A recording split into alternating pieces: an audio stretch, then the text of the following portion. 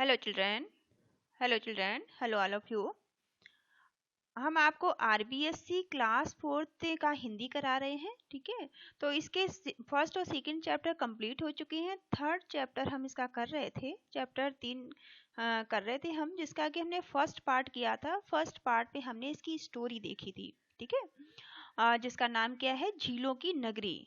और आज हम इसकी एक्टिविटी और क्वेश्चन आंसर इसमें करने वाले हैं, ठीक है। तो ये झीलों की नगरी के बारे में हमने पढ़ा था कि ये कहाँ पर है, उदयपुर है, ठीक है। उदयपुर को झीलों की नगरी कहा जाता है क्योंकि उदयपुर में बहुत सारी झीलें हैं, ठीक है, जिनके बारे में हमने पढ़ा था और हम यहाँ तक कर चुके थे। आज हम इसके क्वेश्चन आंसर करेंगे, ठीक है। चलिए शुरू करते हैं। सोचें और बताएं, ठीक है। यहाँ आपसे पूछा गया है कि सोचें और बताएं। तो हमने कोई पार्ट पढ़ा था, अगर आप इसके आपने सुना होगा वीडियो तो आप आंसर दे पाएंगे, ठीक है। तो फर्स्ट आपसे क्या पूछा गया है, आरावली पर्वत के बीच कौन सा शहर है, ठीक है। क्या पूछा गया है कि आरावली पर्वत के बीच कौन सा शहर है। तो ये आपको बताना है कि कौन सा शहर है आरावली पर्वत के बीच में। तो आप क्या बताएंगे, आरावली पर्वत के जो आरावली पर्वत के बीच उदयपुर शहर स्थित है, ठीक है। तो आप इसका आंसर लिख लीजिएगा वीडियो होल्ड करने के बाद में, वीडियो को रोक कर लिख लेना कि आरावली पर्वत के बीच उदयपुर शहर बसा हुआ है, ठीक है। सेकंड में आपसे पूछा गया है कि नेहरू उदय उद्यान कहाँ पर है, ठीक है। सेकंड में आपसे पूछा गया है कि नेहरू उद्यान कहाँ है। तो नेहरू उद्यान फतेह सागर झील के बीच में है, ठीक है। तो आप इसका आंसर क्या लिखेंगे, फतेह सागर झील, ठीक है। नेहरू उद्यान फतेह सागर झील के बीच है। अब इसका आंसर देंगे। थर्ड, चेतक घोड़े पर सवार महाराणा प्रताप की प्रतिमा कहाँ है। तो इसके बारे में भी हमने पढ़ा था कि इनकी प्रतिमा कहाँ पर है। तो चेतक घोड़े पर सवार महाराणा प्रताप की प्रतिमा मोती मगरी नगर नामक स्थान पर स्थित है। तो कहाँ पर है, मोती मगरी नाम स्थान पर, ठीक है। तो आप इसका आंसर लिखेंगे कि चेतक घोड़े पर सवार महाराणा प्रताप की प्रतिमा मोती नगरी नामक स्थान पर स्थित है, ठीक है। चलिए अब आपसे पूछा गया है अब आपको लिखने के लिए कुछ कहा गया है यहाँ पे, ठीक है। इसमें तो आपको ब्रैकेट दिया गया है, कोष्टक दिया गया है, जिसमें कि कोष्टक में दिए गए शब्दों में से उचित शब्द चुनकर रिक्त स्थानों को आपको भरना है, रिक्त स्थानों की पूर्ति करनी है, ठीक है। यहाँ पर आपको ब्रैकेट के अंदर कोष्टक के अंदर दिया गया है, ठीक है। क्या क्या दिया गया है, राष्ट्र प्रेम, सौर वैधशाला, ठीक है, हमने पढ़ा था राष्ट्र प्रेम और सौर वैधशाला भी हमने देखी थी चैप्टर में अपने पाठ में। प्रताप गौरव केंद्र, ठीक है, नीमच माता, ये नाम दिए गए हैं। और यहाँ पे ये स्थान है जो जहाँ पर आपको पेंसिल से लिख लेने हैं अपनी बुक में, ठीक है। तो पहले में आप क्या लिखेंगे, फतेह सागर झील में उत्तर की ओर एक क्या बनी हुई है, एक उत्तर की ओर में, तो आप लिखेंगे सौर वैधशाला। यहाँ पे क्या भरेंगे, सौर वैधशाला, ठीक है। फर्स्ट में आप भर लेना सौर वैधशाला। तो ये जो सौर वैधशाला है ये आप यहाँ पर लिखेंगे, ठीक है, फर्स्ट वाले में।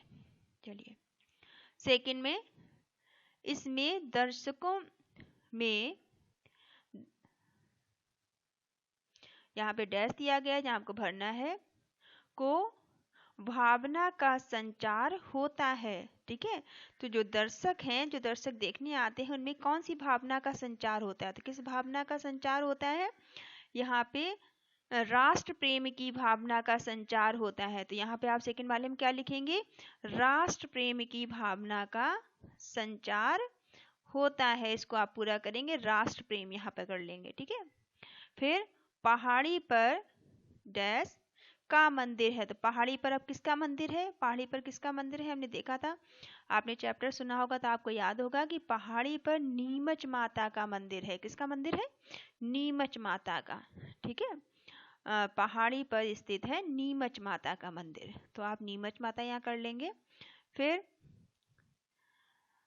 इसमें पहाड़ी के पीछे डैश बना हुआ है। अब पहाड़ी के पीछे क्या बना हुआ है? एक ऑप्शन आपका बचा हुआ है प्रताप गौरव केंद्र। ठीक है, तो पहाड़ी के पीछे क्या बना हुआ है, इसमें आप लिखेंगे प्रताप गौरव केंद्र। यहाँ से देख के आप लिख लेना। ठीक है, इसको कंप्लीट कर लेना ऐसे।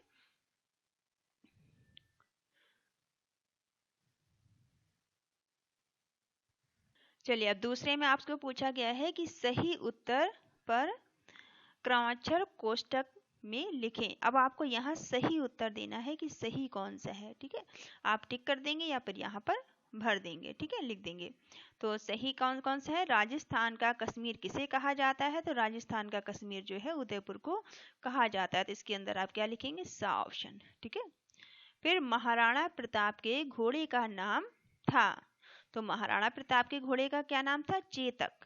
ठीक है, तो यहाँ पर आप बा ऑप्शन लिख देंगे। वाह, ठीक है, तो यहाँ पे इसका नाम क्या था? महाराणा प्रताप के घोड़े का नाम चेतक था। ठीक, सौर वेधशाला में क्या होता था? तो सौर वेधशाला के अंदर क्या काम होता था? तो आप बताएंगे कि थर्ड का आंसर आप देंगे कि सौर वेधशाला में वैज्ञानिकों द्वारा सूर्य की गतिविधियों का अध्ययन किया जाता है। ठीक है, तो क्या किया जाता है सौर वेधशाला में? जो वैज्ञानिक हैं वो सूर्य की गतिविधियों का अध्ययन करते हैं। अब फोर्थ में मोती मगरी परिसर में किन किन की प्रतिमाएं हैं? तो मोती मगरी में किन किन की प्रतिमाएं हैं? तो मोती मगरी परिसर में चेतक पर सवार महाराणा प्रताप, हकीम खां सूरी, भामाशाह, भीलू राणा, पुंजा और मन्ना और झाला की प्रतिमाएं हैं। ठीक है, तो इनको आप लिख लेंगे। आप देख के लिख लीजिएगा वीडियो रोककर। ठीक है, मोती नगरी परिसर में चेतक पर सवार महाराणा प्रताप, हकीम खां सूरी, भामाशाह, भीलू राणा और पुंजा, मन्ना और झाला की प्रतिमाएं हैं। ठीक है,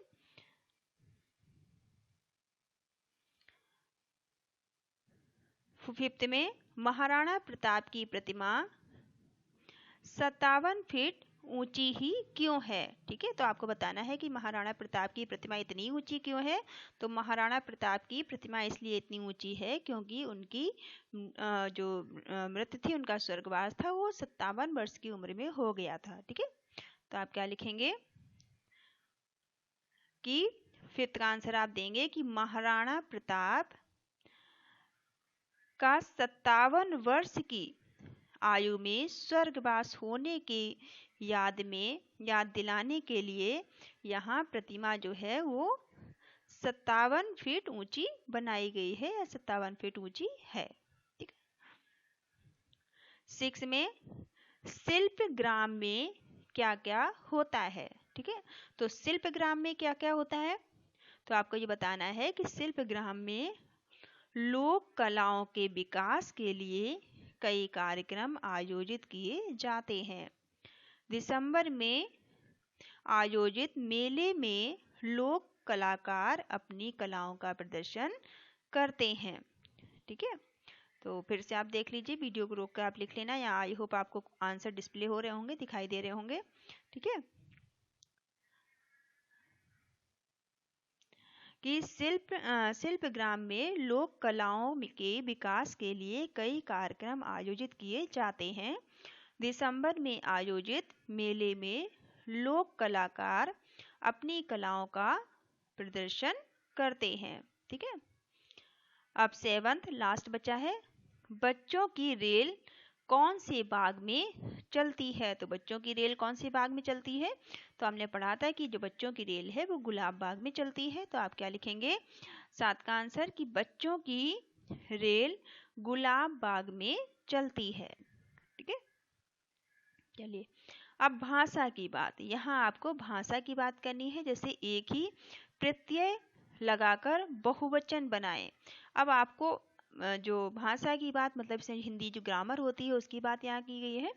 तो आपको बहुवचन बनाने हैं एक ही प्रत्यय लगा के, ठीक है, एक प्रत्यय लगा के आपको क्या बनाने हैं, बहुवचन बनाने हैं। जैसे यहाँ 2 एग्जाम्पल दिए गए हैं, बाकी मैंने लिख दिए हैं आपकी सुविधा के लिए। पहला क्या है, एक वचन, और यहाँ आपको बनाने हैं बहुवचन, जैसे सहेली, ठीक है। अब आप यहाँ पे प्रत्यय का मतलब जो पीछे लगाते हैं, देखिए सहेली था तो यहाँ करेंगे आप सहेलियाँ, ठीक है। सहेली मतलब एक, सहेलियाँ मतलब बहुत सारी, तो ये क्या हो गया, बहुवचन हो गया, ठीक है। जब हमने सहेलियाँ लिखा तो यहाँ पे जो बड़ी ई की मात्रा है ला के ऊपर, वो अब इधर इधर लगेगी, छोटी ई की बन जाएगी, ठीक है। और ये या बड़े आ की मात्रा और चंद्र बिंदी लग जाएगी। ऐसे ही परिवर्तन आपको सब में देखने को मिलेंगे लगभग, ठीक है। जैसे लड़की, तो लड़की में भी देखो यहाँ बड़ी की मात्रा है। जब आप लड़कियां करेंगे तो का के ऊपर छोटी की मात्रा आ जाएगी, और या यहाँ पे आ जाएगा, और यहाँ पे बड़े या की मात्रा और चंद्र बिंदी आ जाएगी, ठीक है। ऐसे ही सब में होगा, तो आप थोड़ा सा याद कीजिएगा इनको। रोटी, फिर रोटियां, ठीक है। जब आप रोटियां करेंगे, रोटी मतलब एक, रोटियां मतलब बहुत सारी, ठीक है।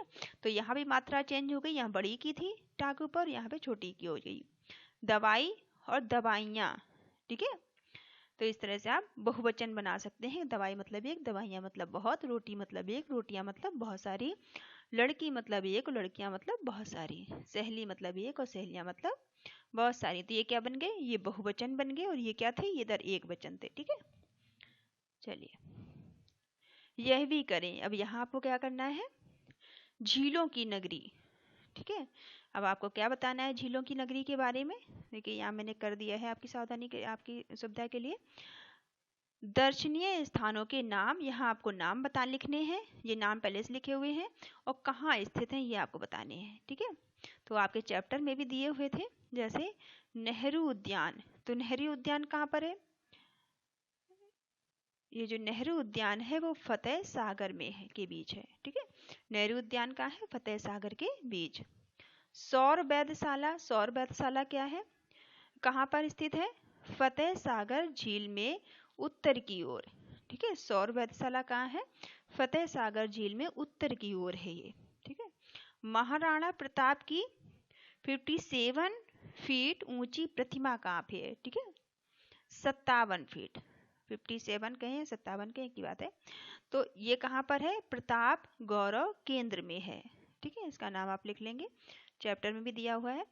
शिल्पग्राम, शिल्पग्राम कहाँ पर है, सज्जनगढ़, ठीक है, सज्जनगढ़ किले के पश्चिम में है। शिल्पग्राम कहाँ है, सज्जनगढ़ किले के पश्चिम में स्थित है।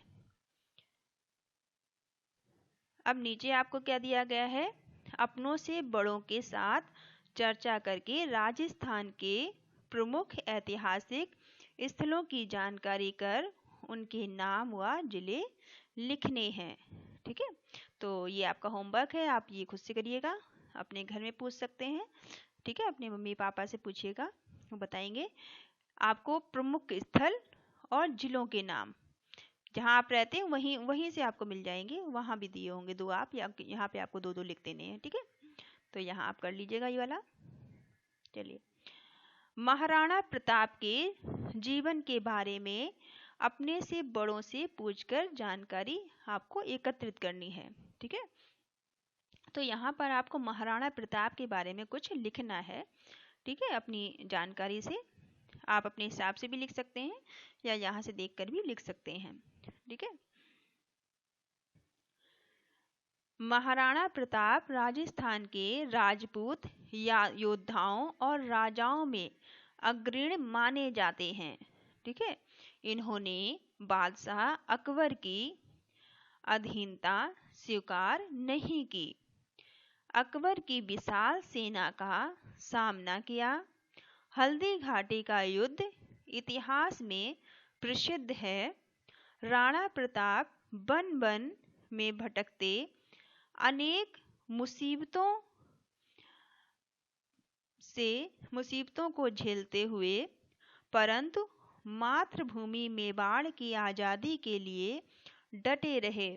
महाराणा प्रताप का जन्म सिसोदिया वंश में हुआ था। इनके घोड़े का नाम चेतक था। इनका स्वर्गवास 57 वर्ष की आयु में हुआ था। ठीक है, आप अपने चैप्टर से ही देख के लिख सकते हैं, अपने हिसाब से आप चेंज कर सकते हैं इसमें, जो आपको अच्छा लगे वो लिखिएगा। ठीक है, चलिए अब यहाँ पे आपको एक कविता दी गई है, ठीक है, तिरंगे के बारे में, जो आपको केवल पढ़नी है।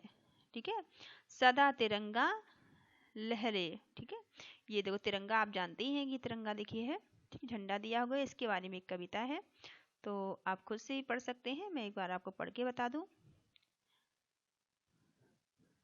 ठीक है, फर फर करता शुभ्र गगन में सदा तिरंगा लहरे। ठीक है, जो हमारा तिरंगा है वो कैसे लहराता है, फर फर करके शुभ्र गगन में ये हमेशा लहराता रहता है। मुक्त धरा है मुक्त गगन है, मुक्त हमारा हिंद वतन है, मुक्त हमारा जन जीवन, मुक्त हमारे लाल किले पर राष्ट्र पताका फहरे।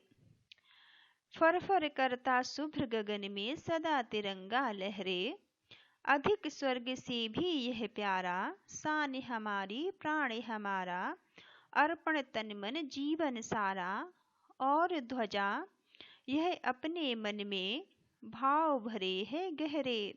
फर फर करता शुभ्र गगन में सदा तिरंगा लहरे, केसरिया शुभ त्याग लिए, श्वेत शुद्ध अनुराग लिए, हरे हरे वन बाग लिए, उन्नति पथ पर चक्र अनवरत चलता हुआ ना ठहरे। फर फर करता शुभ गगन में सदा तिरंगा लहरे। ठीक है, ये छोटी सी कविता है जो आप याद कर लेना, ठीक है, आपके काम आएगी। तो यहाँ पे ये चैप्टर आपका खत्म होता है। ठीक है, इसके बाद आपका 4th चैप्टर है। तो आई होप इसके क्वेश्चन आंसर आपको समझ में आए होंगे। ठीक है, आप इसका फर्स्ट पार्ट पहले देखिएगा, जिसमें कि हमने स्टोरी पढ़ी थी। ठीक है, इसका पार्ट का फर्स्ट देखिएगा, उसके बाद में सेकंड देखेंगे तो आपको क्वेश्चन आंसर और अच्छे से समझ में आएंगे। ठीक है, thank you all of you, thank you for watching.